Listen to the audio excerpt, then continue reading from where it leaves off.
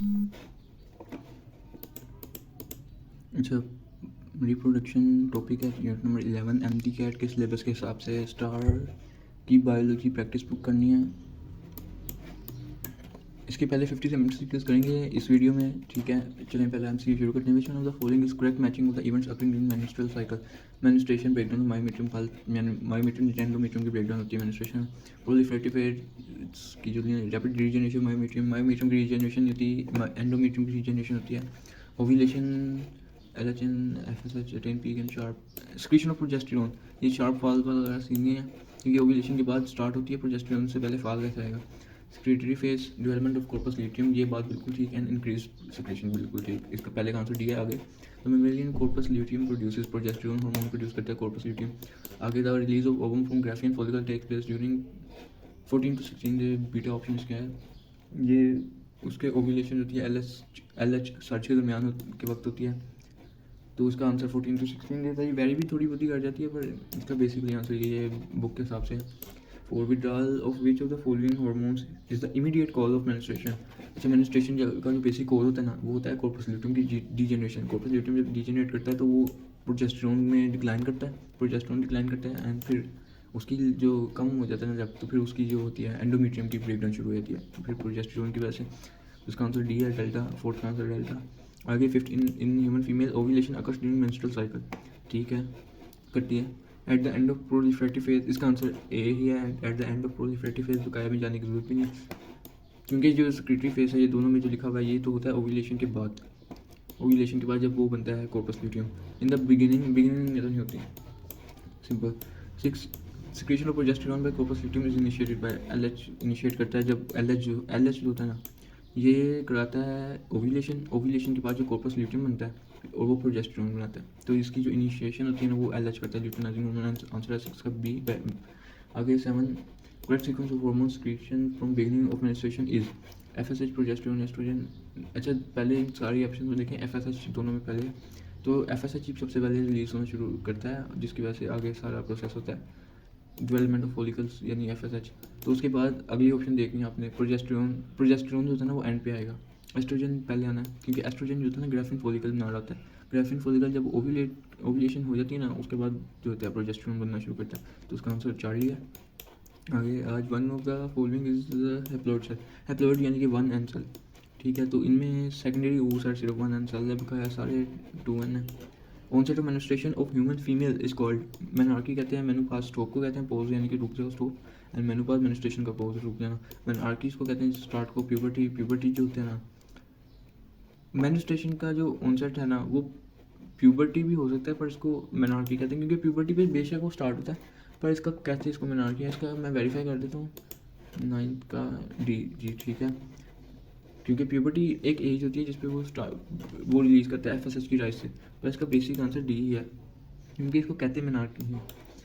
The hormone that prepares and maintains the uterus during secretory phase is created by corpus luteum, जी ऐसे ही है। आगे ये मैंने आपको पहले बता दिया कि एंडोमेट्रियम की जो था उसकी वैस्कुलराइजेशन कराता है और जब इसका डिक्लाइन आता है तो फिर जो होता है मेंस्ट्रुएशन स्टार्ट हो जाती है। Polar bodies are form during somatic hybridisation, नहीं oogenesis के वक्त जो होती है। इसका 11th का आंसर चार्ली है। स्पर्मेटोजेनेसिस नहीं, स्पर्मेटो ये देखें स्पर्म, यहाँ भी स्पर्म के नाम में देखें, स्पर्म के वक्त जो होते हैं 4 स्पर्मेटिड्स बनते हैं, इसमें कोई ज़ाया होती नहीं है पोलर बॉडीज़ के फॉर्म में, जबकि जब हम ओवम बना देते हैं तो फिर oogenesis के वक्त 3 पोलर बॉडीज़ बनती हैं। ह्यूमन फीमेल्स में बहरहाल 1 ओवरी के अंदर बनती है एंड 1 ओवरी के बाहर बनती है जब फर्टिलाइजेशन हो जाए। अगर फर्टिलाइजेशन नहीं होती तो फिर दूसरी भी नहीं बनती। तो अगर आइडियल केस में जनरली पूछा जाए तो 3 बनती हैं पर ये oogenesis बनती है जो कैंसर में आगे। 12 chromosome number is half during, chromosome number half कब होता है? Formation of first polar body, formation of first polar body, formation of meiosis 2, formation of second polar body, division of secondary. Meiosis 2 में तो नहीं होती क्योंकि इसमें DNA हाफ होता है, क्रोमोसोम नंबर सेम रहता है 1N। Division of secondary oocyte same चीज़। ये formation of second polar body नहीं, ये भी 1N ही रहता है।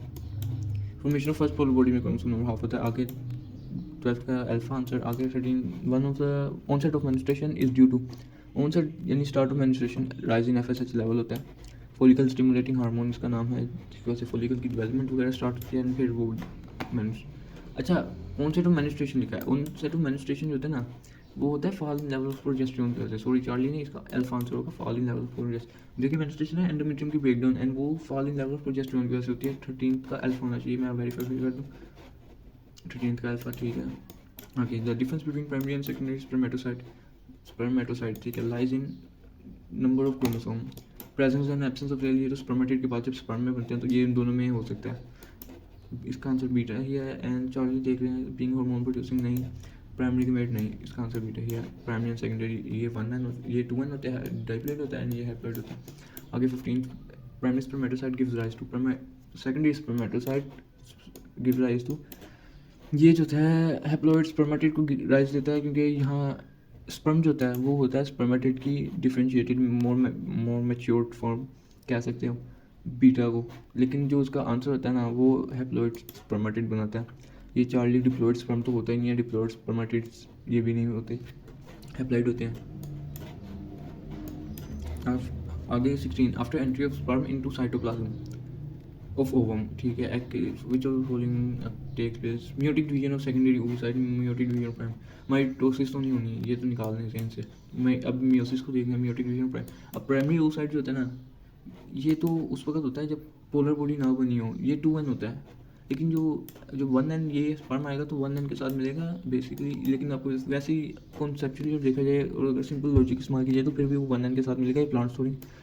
meiotic division of secondary oocytes का आंसर है। आगे it is a glandular yellow body develop from reputed follicle, इसका आंसर है कॉर्पस ल्यूटियम। ये येलो ल्यूटिनाइजेशन हार्मोन की वजह से जब ओव्यूलेशन हो जाती है ग्राफियन फॉलिकल से तो फिर कॉर्पस ल्यूटियम बनता है। आगे 18 the right sequence of stages during menstrual cycle, सबसे पहले कौन सा स्टेज है इन सब, अब मेंस्ट्रुअल स्टेज को निकाल दो, बल्कि बुक में मेंस्ट्रुअल स्टेज पहले भी लिख सकते हैं।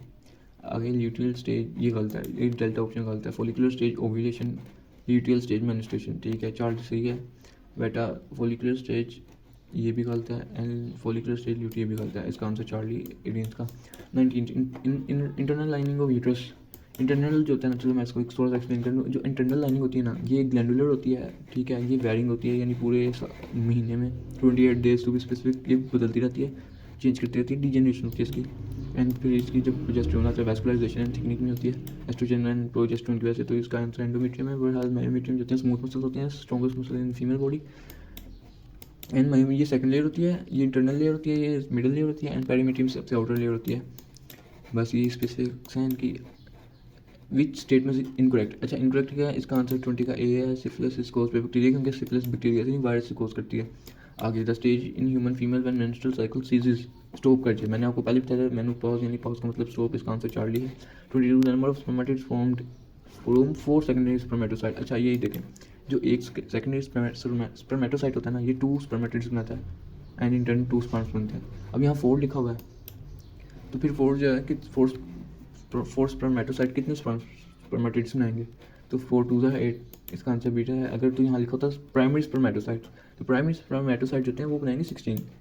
चलिए ये सेकेंडरी है तो इसका बीटा आंसर है 23। The structure which receives ovulated oocyte and site where generally fertilization occurs, अच्छा इसका answer fallopian tube uterine tube, fallopian and uterine are the same thing, तो इसका आंसर नाम ये, अब ये जो होता है ना proximal part of oviduct, oviduct भी फेलोपियन ट्यूब यूट्राइन ट्यूब का तीनों का नाम है। फेलोपियन ट्यूब साइंस के हिसाब से कहते हैं, यूट्राइन ट्यूब जो होता है ना इसकी कनेक्शन के हिसाब से कहते हैं यूट्राइन, यानी यूट्रस से कनेक्टेड।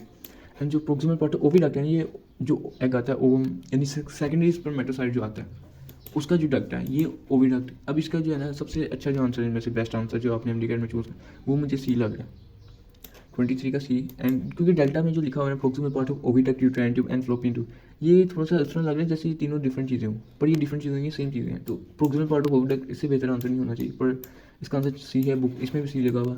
आगे 24 which of the following STD is caused by obligative intracellular parasite, अच्छा इसका आंसर है D delta, genital herpes and AIDS जो होता है वो होती है। आगे type of cells in human testis which produce testosterone, अच्छा ये इनका होता है इंटरस्टिशियल, इनको लिडविक सेल्स भी कहते हैं। अच्छा आगे चलें, ये बिटवीन सेमिनिफेरस ट्यूब्यूल्स होते हैं। आगे ल्यूटिनाइजिंग हार्मोन ट्रिगर्स, अच्छा ये मैंने आपको पहले भी बताया ओव्यूलेशन ट्रिगर करते हैं। पीक आती है इनकी, सर्ज आता है इनका जिस पे ओव्यूलेशन होती है। Syphilis is sexually transmitted disease which is caused by treponema pallidium, ये इसका आंसर है ट्रिपोनिमा पैलिडियम।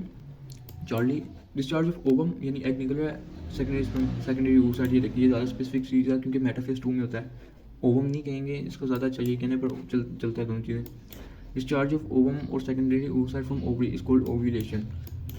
अच्छा 32nd meiotic division in the secondary oocyte proceeds as far as, ये अब एज फार एज इन्होंने लिखा है, पर इन्होंने ये स्पेसिफाई नहीं किया कि किस चीज़ में। तो इसका आंसर टेलोफेज भी हो सकता है अगर तो फर्टिलाइजेशन हो जाए, पर अगर इन्होंने इस तरह लिखा हुआ तो फिर 30 का मेटाफेज होगा, क्योंकि मैंने पहले बताया जब ओव्यूलेशन होती है, क्योंकि ओवरी के अंदर तो ओव्यूलेशन नहीं ना हुई होती, ओवी क्या नाम है, ओवरी के अंदर फर्टिलाइजेशन नहीं ना होती, तो जब ओव्यूलेशन होती है तो फिर मेटाफेज में होता है, अनलेस फर्टिलाइजेशन हो तो फिर जो है मेटाफेज से आगे जाता है।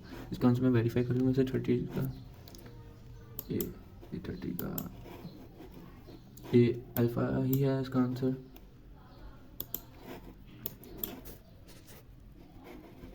चलिए आगे 31 which one of the following differentiates directly into mature spermatid, मैंने आपको पहले बताया। 32 uterus opens into vagina through cervix, vagina and uterus के दरमियान मस्कुलर ओपनिंग है, सर्विक्स इसको कहते हैं। ट्रिपोना बैरियम सिफिलिस, मैंने आपको ये भी बता दिया था। Which is the location of interstitial cell, ये भी मैंने आपको बताया आगे लिम्फोइड सेल के तब वक्त बिटवीन द सेमिनिफेरस ट्यूब्यूल्स होते हैं। A type of cell human testis produce testosterone, ये भी लीडिंग सेल हैं। आगे ये जिनको इंटरस्टिशियल सेल्स भी कहते हैं, ये वो हार्मोन है ना जिसको हमने पढ़ा इंटरस्टिशियल सेल स्टिमुलेटिंग हार्मोन, ये उनसे स्टिमुलेट होते हैं, यानी LH जिसका नाम है बेसिकली, इनसे स्टिमुलेट होते हैं। आगे the hormone produced from corpus luteum progesterone, ये कितना रिपीटेड MCQ है। Causative agent of sexually transmitted disease affects mucous membrane of अच्छा यूरिनोजेनिटल ट्रैक्ट, इसका तो एक ही है निजरी गोनोरिया जो होता है वो यूरिनोजेनिटल ट्रैक्ट को अफेक्ट करता है। आगे मेंडक्ट ऑफ मेल रिप्रोडक्टिव ट्रैक्ट, इसको जो है ये वेस्ट डिफरेंसेस, इसको हम वो भी कहते हैं sperm duct basically. Ejaculatory duct भी बेसिकली जो है ना इसी का पार्ट है वेस्ट डिफरेंस का। एंड सेमिनिफेरस ट्यूब्यूल्स होती हैं वो डक्ट, तो कहने से रहे। यूरिथ्रा से जो होती है ना इजैकुलेशन होती है, पर वो मेन डक्ट नहीं है, मेन डक्ट यही है वेस्ट डिफरेंस। अच्छा the sperms are discharge out through urinogenital duct, ये यानी कि इसको यूरिथ्रा भी कहते हैं। 39 का अल्फा। आगे oogonia divide mitotically to form, अच्छा oogonia जो है वो माइटोटिकली डिवाइड करके ना ये बनाता है प्राइमरी oocyte 40 का बीटा। बस अभी के लिए इतने ही बताया, बाद में करते हैं जब अगली वीडियो में इंशाल्लाह, अगले जितने भी रहते होंगे या जितने कर सकेंगे कर लेंगे।